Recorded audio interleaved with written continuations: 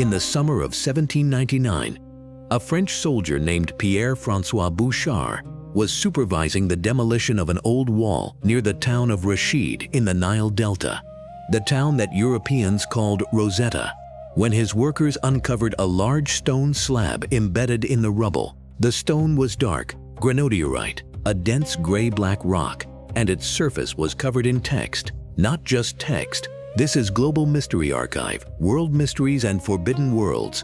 I'm Julian Cross. Tonight, we're traveling to Egypt at the turn of the 19th century to explore the Rosetta Stone, a lost world artifact and a story that still refuses to give us all its answers.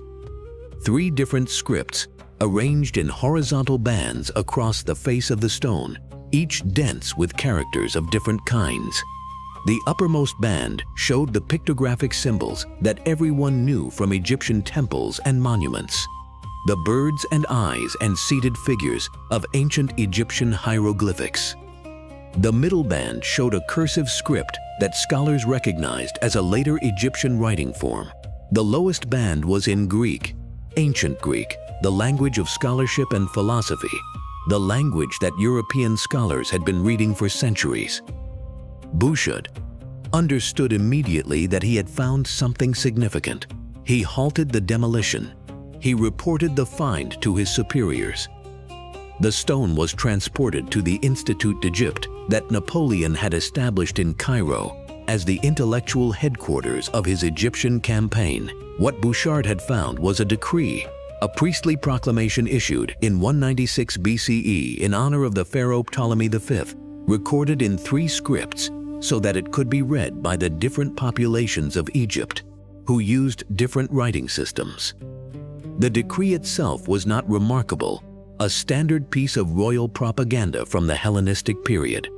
What was remarkable was that the same text, in 3 different scripts, offered scholars something they had never had before: a key, a way into a language that had been silent for 14 centuries, and the race to use that key. A race that would consume the greatest linguistic minds of early 19th century Europe and produce one of the most dramatic intellectual rivalries in the history of scholarship was about to begin. The context in which the Rosetta Stone was found is as remarkable as the stone itself. Napoleon Bonaparte's Egyptian campaign of 1798 was, from a military perspective, a disaster of considerable proportions. The French fleet was destroyed by Nelson at the Battle of the Nile in August 1798, stranding the army in Egypt. The campaign ultimately achieved none of its strategic objectives. Egypt was not secured, British India was not threatened, and Napoleon himself slipped away to France in 1799, leaving his army behind to make its own arrangements. From a scientific and scholarly perspective, the expedition was something entirely different. Napoleon had taken with him to Egypt 167 savants, scholars, scientists, artists, engineers, and specialists in fields ranging from mathematics to natural history to ancient languages. This was not an afterthought or a gesture toward respectability. Napoleon was genuinely committed to the idea that the Egyptian campaign should produce knowledge as well as territory, and the Commission of Sciences and Arts that accompanied the army was a serious intellectual enterprise, lavishly equipped and given genuine authority to conduct research. The savants established the Institut d'Egypte in Cairo, conducted surveys of ancient monuments, made astronomical observations, collected specimens, and documented everything they found with the systematic thoroughness of Enlightenment scholarship. The eventual publication of their findings, the Description de l'Egypte, a monumental multi-volume work that appeared between 1809 and 1829, transformed European understanding of Egyptian history, geography, and antiquity. The Rosetta Stone was, in this context, one find among many. It was significant from the beginning. Scholars at the Institute recognized its potential value immediately. But the full scope of what it represented could not yet be understood because the tools to read the hieroglyphic portion of its text did not yet exist. When the British defeated the French in Egypt in 1801, The terms of surrender included the transfer of the French collection of Egyptian antiquities, including the Rosetta Stone, to British custody. French scholars protested vigorously, arguing that scientific finds should not be treated as military spoils. The British were unmoved. The stone was shipped to England and deposited in the British Museum, where it has remained ever since. Plaster casts and prints of the inscription were distributed to scholars across Europe before the stone left Egypt. The race had begun. The Rosetta Stone is not large, not in the way that famous objects are sometimes imagined to be. It measures approximately 114 centimeters in height, 72 centimeters in width, and 28 centimeters in thickness. It weighs approximately 760 kilograms, substantial but manageable. It is a fragment of a larger stele, its top and edges broken away, the surface bearing the marks of its long history of use and abuse. The text covers 3 distinct zones, each written in a different script. The uppermost zone, the most severely damaged, with significant portions missing, is in Egyptian hieroglyphics. Hieroglyphics were the formal script of ancient Egypt, used for religious and ceremonial purposes, carved into temple walls and royal monuments. By 196 BCE, when the Rosetta Stone's text was composed, hieroglyphics had been in use for more than 3,000 years. They would continue in use for another 5 centuries before the last known hieroglyphic inscription was carved in 394 CE at the Temple of Philae on the island of Elephantine in the Upper Nile. After that, silence. The knowledge of how to read hieroglyphics died with the scribes and priests who had maintained it. For 14 centuries, the texts that covered the walls of Egypt's temples and tombs were unreadable, visible to every visitor who came to Egypt, but meaningless, their content inaccessible. An entire civilization's written record locked behind a script that no living person understood. The middle zone of the Rosetta Stone is in Demotic, a later, cursive form of the Egyptian writing system, used for administrative and everyday purposes in the later periods of ancient Egyptian civilization. Demotic was somewhat better understood by early 19th century scholars than hieroglyphics, though not well enough to be read with confidence. The lowest zone is in ancient Greek, and this zone was readable from the moment the stone was found. European scholars had been reading ancient Greek for centuries. The Greek text of the Rosetta Stone could be understood by any educated person of the early 19th century. It identified the document as a decree of the priests of Memphis, honoring Ptolemy V Epiphanes on the occasion of his coronation, and listed the honors and privileges being conferred on him in return for his benefactions to the temples. The significance was immediately clear. The same text, the same decree, in 3 different scripts, a known language at the bottom, an unknown language at the top, and the possibility, for the first time in 14 centuries, of using one to unlock the other. The challenge that the Rosetta Stone presented to European scholars was not simply one of translation. It was a deeper challenge, one of fundamental decipherment. The relationship between the hieroglyphic signs and the language they encoded was not understood. Centuries of speculation had produced various theories, most of them wrong. The dominant assumption, derived partly from ancient Greek and Roman writers, was that hieroglyphics were primarily symbolic or ideographic, that each sign represented a concept or idea rather than a sound or a syllable. In this view, the bird sign might mean bird in a general conceptual sense, or might mean some quality associated with birds, but would not represent a specific sound in the Egyptian language. This assumption was deeply embedded in European thinking about hieroglyphics and was deeply wrong, but it took decades to dislodge. The Greek text of the Rosetta Stone provided the starting point that scholars needed. It named the pharaoh Ptolemy, and scholars could look for a corresponding group of signs in the hieroglyphic section that might represent the same name. The ancient Egyptian convention of placing royal names within an oval border, a cartouche, was known from earlier observations and the Rosetta Stone's hieroglyphic section contained cartouches that presumably enclosed royal names. If the signs within the cartouche spelled out Ptolemy phonetically, if hieroglyphics encoded sounds as well as concepts, then the signs could potentially be identified by matching them to the known phonetic values of the letters in Ptolemy's name. This was the logical approach. It was also, given the deep-seated conviction that hieroglyphics were primarily symbolic, an approach that many scholars were reluctant to pursue.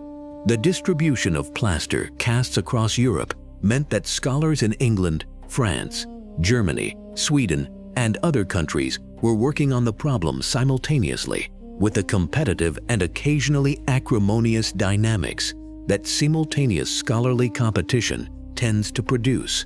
The French, whose soldiers had found the stone, and the British, who now possessed it, were particularly invested in the competition. And the rivalry between the two nations' leading candidates for the prize of decipherment would shape how the story of the Rosetta Stone has been told ever since. Thomas Young was, by any measure, one of the most remarkable intellects of the early 19th century. He was a physician and physicist who had made fundamental contributions to the understanding of light. It was Young who demonstrated, through his famous double-slit experiment, that light behaves as a wave, a finding that overturned the Newtonian particle theory of light and laid the groundwork for the wave theory that would eventually develop into quantum mechanics. He had contributed to the decipherment of insurance tables, to the study of elasticity, to the theory of color vision, to the understanding of the mechanics of blood circulation. He was, in other words, the kind of polymath that the early 19th century still occasionally produced. A mind that had not yet accepted the disciplinary boundaries that would later separate physics from medicine, from linguistics from classical scholarship, and that moved across all of these fields with equal fluency and equal ambition. Young turned his attention to the Rosetta Stone around 1814, approaching it as a puzzle that his analytical intelligence was equipped to solve. His approach was systematic and rigorous. He examined the statistical relationships between signs in the hieroglyphic text, comparing frequencies and patterns with the structure of the Greek text, looking for correspondences that might reveal the underlying system. His achievements were real and significant. He identified the cartouches as containing royal names and correctly matched the cartouche in the Rosetta Stone's hieroglyphic section to the name Ptolemy in the Greek text. He identified several hieroglyphic signs with their phonetic values, recognizing that at least some hieroglyphic signs encoded sounds rather than concepts. He made a partial foray into the phonetic decipherment that would eventually prove to be the key, and then he stopped. He published his findings in 1819 and moved on to other problems, other fields, other puzzles, other applications of his extraordinary analytical mind. He had convinced himself, perhaps, that the phonetic element of hieroglyphics was limited, that it applied to foreign names like Ptolemy, but not to the general body of Egyptian text. This conviction was mistaken, and it prevented him from taking the final steps that would have given him the prize. The prize went to someone else. Jean-François Champollion was born in 1790 in Figeac, in southwestern France, and showed signs of extraordinary linguistic gifts almost from the beginning of his education. He had taught himself to read by the age of 5. By his teens, he had acquired Latin, Greek, Hebrew, Arabic, Persian, Amharic, Sanskrit, and Avestan, languages chosen not for any practical purpose, but because they were there, and because he found them interesting. He had also, from a very early age, developed a consuming fascination with ancient Egypt. This fascination was not casual. Champollion dedicated his professional life, from his earliest years as a student, to the preparation for deciphering the hieroglyphic script. He studied Coptic, the latest descendant of the ancient Egyptian language, still used in the liturgy of the Egyptian Christian Church.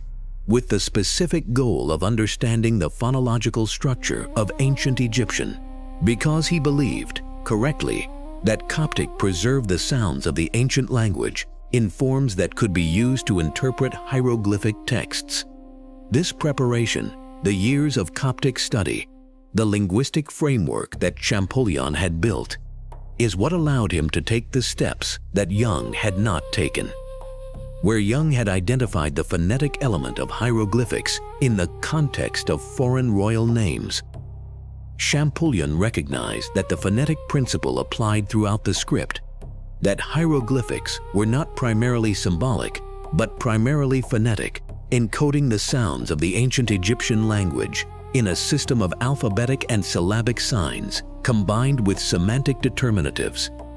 The moment of breakthrough came on September 14, 1822. Champollion had been working through a series of hieroglyphic inscriptions that had recently been copied from temples and monuments across Egypt, including inscriptions from the island of Philae that contained cartouches that he believed represented royal names from periods earlier than the Greek-influenced Ptolemaic dynasty. If these cartouches encoded names of native Egyptian pharaohs rather than Greek names like Ptolemy, they would confirm that the phonetic system he had identified was not limited to foreign names, but was the fundamental operating principle of the script. The cartouche in question contained a sun disk, followed by 3 signs he identified as the letters S, S, and one unknown sign. The sun disk in Egyptian was Ra. The letters S corresponded to the sounds in the name Moses, but also in another name, the name Rameses. Ra-Meses, the sun god Ra, followed by the sounds that completed the pharaoh's name. He had read an ancient Egyptian royal name that had not been spoken aloud in 14 centuries. According to his brother Jacques-Joseph, who was working nearby, Champollion burst into his office, threw a sheaf of papers on the desk, declared, "Je tiens l'affaire, I have it," and collapsed in a faint. He was carried to his room. He remained unconscious for several days. On September 27, 1822, he presented his findings to the Académie des Inscriptions et Belles-Lettres in Paris in a letter that became one of the foundational documents of modern Egyptology. The question of who deserves credit for deciphering the Rosetta Stone, for cracking the hieroglyphic code, has been argued since 1822, and it has been argued with a particular intensity that attaches to questions where national pride and professional reputation intersect.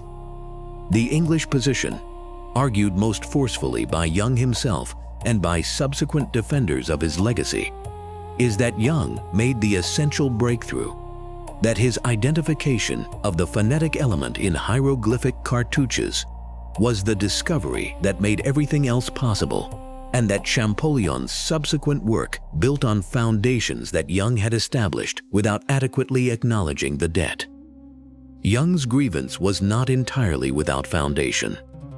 Champollion was aware of Young's work. He had access to Young's 1819 publication, and his own published account of his decipherment did not give Young the prominence that Young believed his contributions deserved. The question of whether Champollion's key insights were genuinely independent, or whether they were developed from Young's prior work, is one that historians of science have debated ever since. The French position, which has generally prevailed in the historical assessment, is that while Young made real contributions, he did not achieve decipherment. That the leap from partial phonetic identification in royal cartouches to the full systematic understanding of hieroglyphics as a phonetic script was Champollion's alone, and that it required the specific preparation in Coptic and ancient languages that Young lacked, and that no amount of analytical intelligence without that preparation could have provided. Both positions capture something real.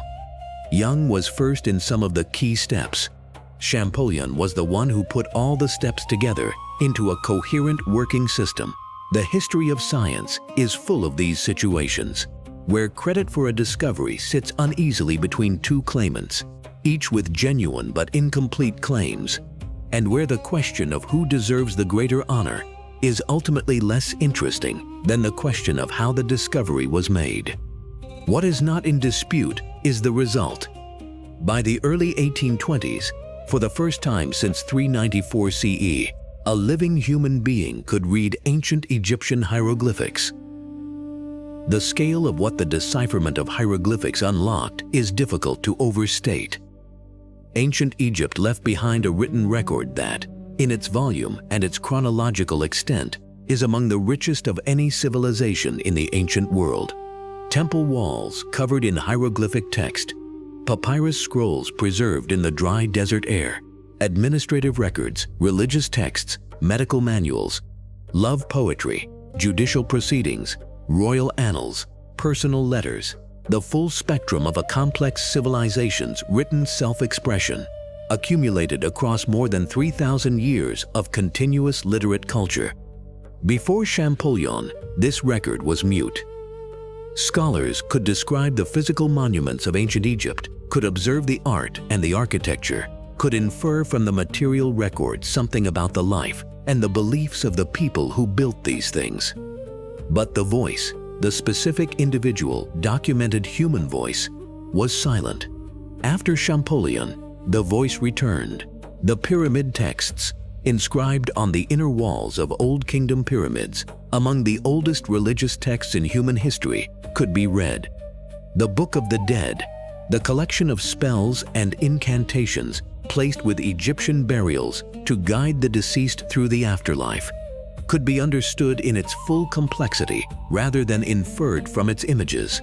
The medical papyri, detailed records of surgical procedures, diagnostic techniques, and pharmaceutical preparations, revealed an ancient medical tradition of considerable sophistication. The love poetry of the New Kingdom, tender, direct, surprisingly modern in its emotional register, emerged from centuries of enforced silence into the hearing of a world that had not known it existed.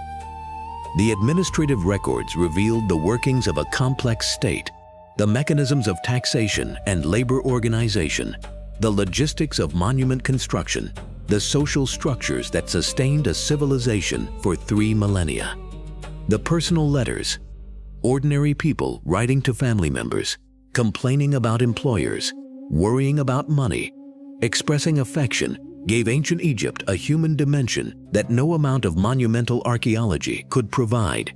One stone, one decree honoring one long-dead pharaoh, and behind it, once the key was turned, an entire civilization speaking. The Rosetta Stone itself is now in the British Museum, the most visited object in the museum's collection. Examined by millions of visitors every year, Egypt has repeatedly requested its return, arguing that it was taken under the coercive circumstances of military conquest and belongs in the country of its origin. The British Museum has declined, citing its role as a universal museum holding objects of world heritage on behalf of all humanity. The stone remains in London. The argument continues. A French soldier found a broken stone in a demolished wall in 1799. Within 23 years, it had unlocked a civilization. The Rosetta Stone is the most powerful argument for the principle that knowledge accumulates, that each partial understanding creates the foundation for the next, that the work of one mind prepares the conditions for the breakthrough of another, that the race to understand something is never really between individuals, but between the accumulated effort of all the individuals who have tried. Jung gave Champollion something, even if neither of them fully acknowledged it. Champollion gave everything that came after, every Egyptologist who followed him, every translation of a temple inscription, every reading of a papyrus letter, every line of Egyptian poetry read by someone who was not ancient Egyptian, the framework that made it possible. And both of them were given the Rosetta Stone by the anonymous ancient priests who thought to record their decree in 3 languages, not knowing that 14 centuries later, the most knowable of those 3 languages would serve as the key to the least knowable. 3,000 years of Egyptian civilization spoke through a single bureaucratic decree about tax exemptions for temples. The voice that spoke was not grand or profound. It was the voice of institutional administration, of a priestly class managing its relationship with a Hellenistic pharaoh. But the language in which that voice spoke was the language of everything else, of the pyramid texts and the love poetry and the medical manuals and the personal letters and the royal annals and all the rest. One language, one key, one stone. And on one September day in 1822, a man in a room in Paris read a name that no living person had read for 14 centuries and fell to the floor in the physical shock of what he understood he had done. The civilization spoke, and the world, for the first time in a very long time, was listening. This has been Global Mystery Archive. Good night, and remember, some mysteries never sleep.